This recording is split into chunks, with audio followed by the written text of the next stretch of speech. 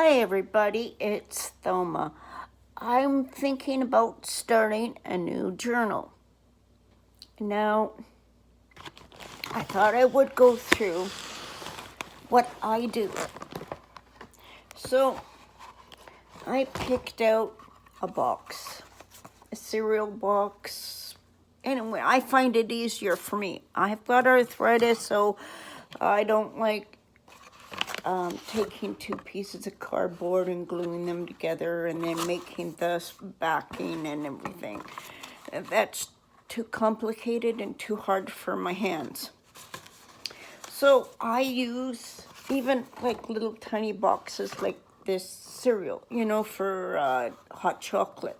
These would be okay to make little journals. But what I usually do is I take something that's fairly sturdy, because the bigger they are, the more chances I'm going to stuff it really good. So I take the box, and I used to just cut the ends off. I don't do that anymore. I take them and I cut them. Say this one is longer. So what I did was I cut it about 2/3 off, and then I took the corners, trimmed them down, because this way then you fold it over and you got really good ends, a really good edge to your. And before I do anything, I measure. Okay, this one is 9.5 inches long, and the inside is 6.5 inches, and the is 2 1/8. So then I take it and I cut them down, and I, at least by half, it depends. And then you cut them off, trim the corners, so that when you fold them, they don't meet. That way you don't have to worry about it. Then the next thing is, and you glue it. And I use Aleene's tacky glue. And when you glue them,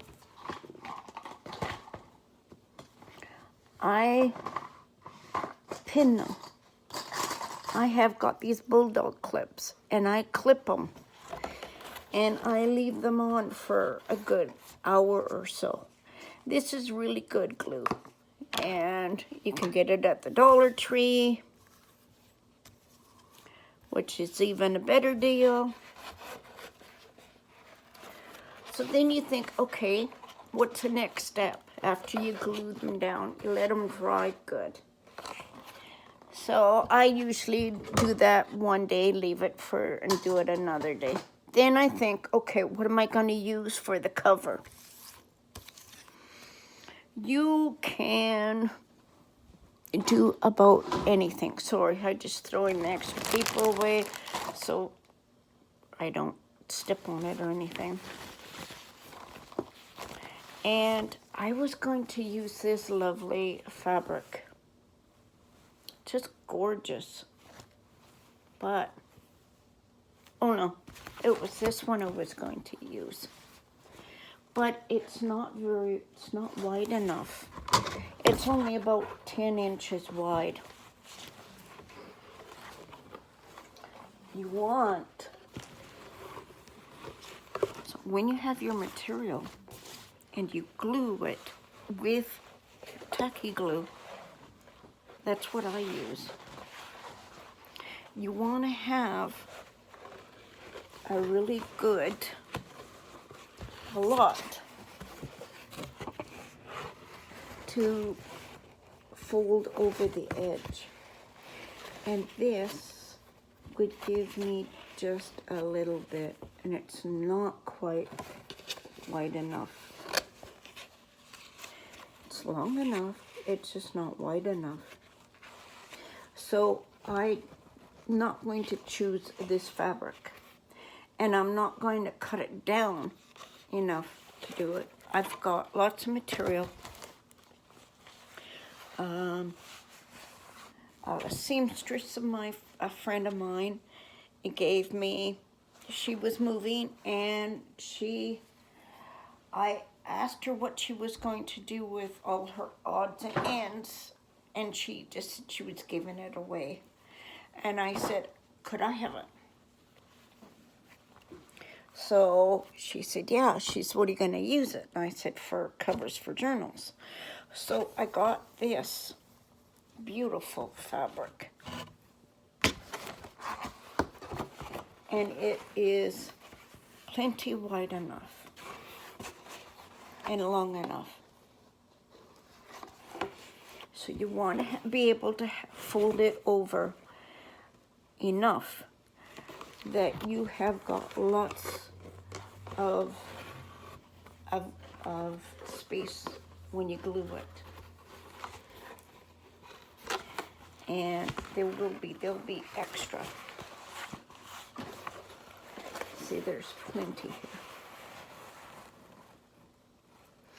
So after you glue this on there, let it sit for a couple of days, and you cut the corners off and you make it a little bit smaller, and you let it sit really good for a couple of days. Then you decide, okay, now what kind of closure do I want? Do I want a hidden one? Because you can glue it on I've got it the wrong side. The right side up, so you can just see the detail on it. This is ribbon. You can use all sorts of things. You don't necessarily need ribbon. This is just an example, okay? And you can glue it after you've got everything, and before you put the cover on even. So that way it's hidden really good, because then when you put the material over, and then you have extra hanging on, and it's easy to do for closure. So that could be like step number 1, 2, 3. Then you glue the edges over, and then you can see, like if you don't cut it off, there's so much extra here. It's so much bulk. That's why I cut it down, so that the two meet, instead of having it so bulky on the corner. So before you put the cover on, I would put the ribbon on. And you put it on the wrong way, so the fancy ribbon is upside down, right side up. And then you take material or something and you put in the middle one for seam binding, and you cover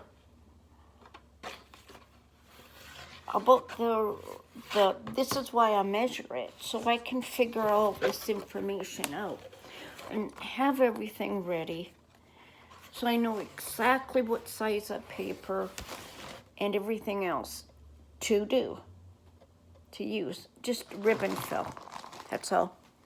It was no big deal, nothing breakable. And so I gather all my equipment, figure out what I'm doing, then I start. Because if you don't, it is very just complicated, and you end up maybe doing something you didn't like. There's many ways of making journals. This is only just one way.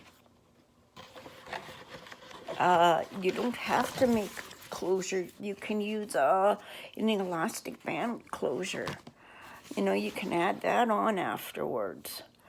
So there's thousands of ways of making journals. You just have to, when you're starting out, you have to decide what kind of journal you're making. You have to decide the color, and make sure you've got all your supplies you need before you start doing stuff.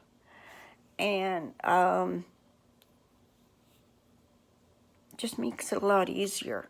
When I first started out, I didn't do that.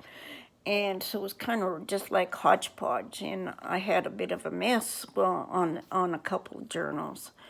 And so these are just tips I hope will help you. And if you have any questions or anything, I'm very happy to answer them. I try to answer all your comments and your questions. So what would you like to see me do next? And if you've got any ideas, just give me a comment and let me know. Thank you for watching. Take care, everybody. We'll see you around in another video. Have a great day.